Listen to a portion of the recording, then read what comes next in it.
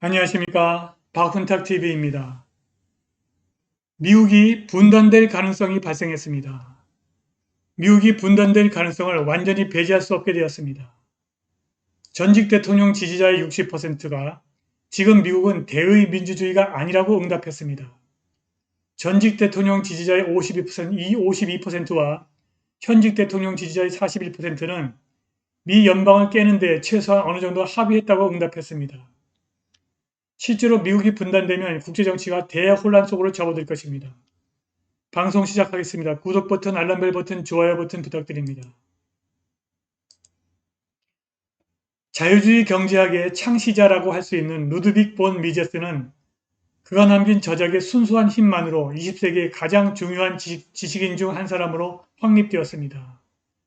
그의 가장 영향력이 큰 저작 휴먼 액션은 여전히 오스트리아 학파의 기본 교재로 남아 있습니다. 사회주의의 실행 불가능성을 개괄하는 그의 비판은 소비에트 연방의 붕괴와 함께 정당화되었고 오늘날에도 심각한 지적 도전 없이 오스트리아 학파의 교재로 살아남아 있습니다. 마찬가지로 중요하지만 종종 간과되는 것은 오늘날 세계를 계속 감염시키고 있는 경제 시스템에 대한 개입주의에 관한 그의 저작 Interventionism, An Economic Analysis입니다. 미제스는 서구의 프리마켓, 서구의 자유시장에 대한 진정한 위협은 진정한 의미의 사회주의 혁명이 아니라 지적으로 천박한 정치 계급을 끌어들인 중간 접근, 즉 middle of the road approach, 즉 개입주의라고 비판했습니다. 미제스가 개입주의라고 부르는 것은 현재 미국 정치 용어로 중도정책, the middle of the road policy라고 하는 것입니다. 개입주의 즉 중도정책은 공산주의가 실패한 곳에서 성공했고 재산권에 대한 진정한 존중이 없는 전 세계 정부를 성공적으로 무너뜨렸습니다. 그러나 미제스가 이해했듯이 개입주의 즉 중도정책은 지속가능한 정부 형태, 서스테이너블 가버먼트가 아닙니다. 개입주의는 정치적으로 매우 편리하지만 불안정한 불일치에 근거를 둔 것입니다.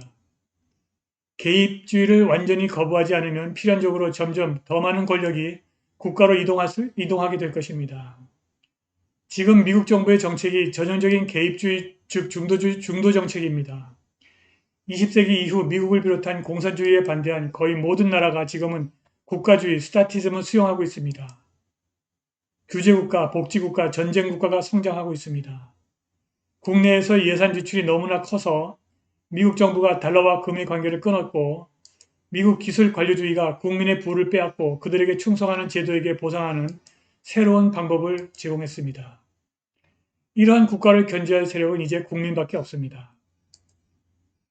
그런데 2021년 현재 소련처럼 중앙계획자, 센트럴 플래너스가 되려는 정부와 글로벌 기관들이 그들을 견제할 국민을 제압하고 있습니다. 공중보건이란 미명 아래 자유민주주의 국가가 정당한 절차 없이 자국민을 투옥했습니다. 그들은 경제를 폐쇄하고 수많은 중소기업을 파괴했습니다.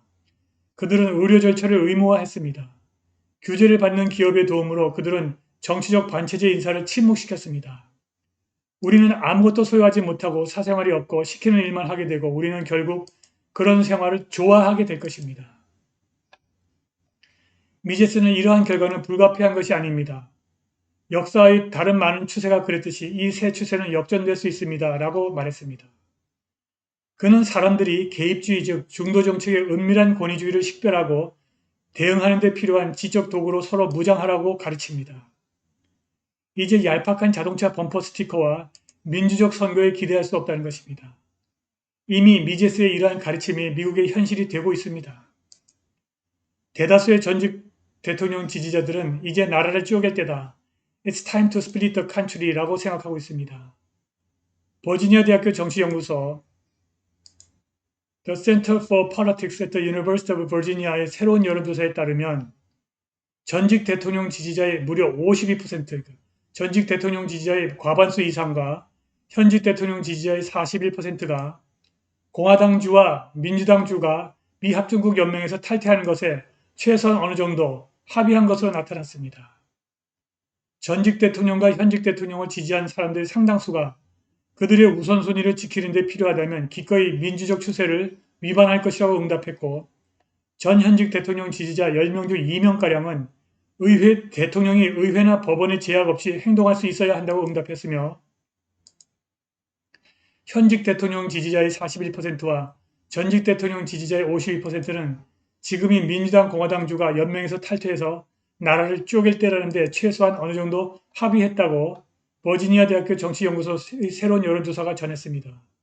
또 이 설문조사는 전 현직 대통령이 지지자의 약 80%가 비민주적 정부 형태보다는 민주주의를 선호하지만 전직 대통령 지지자의 60%는 미국을 대의 민주주의로 보지 않고 있으며 시스템이 부자의 이익을 위해서 정치를 조작하는 것으로 보고 있음을 발견했습니다.